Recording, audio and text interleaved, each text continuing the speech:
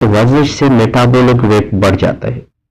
जिस्म को ज्यादा ऑक्सीजन और कार्बन डाइऑक्साइड खारिज करने की जरूरत होती है।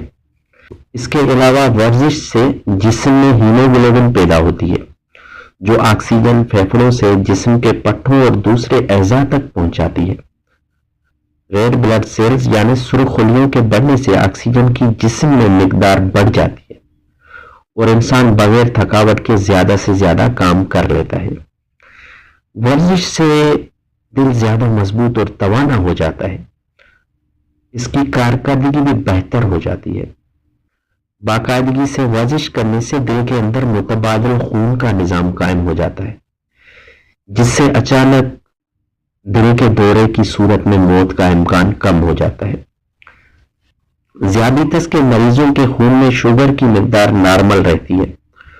खून में कोलेस्ट्रॉल की शरह भी बेहतर हो जाती है।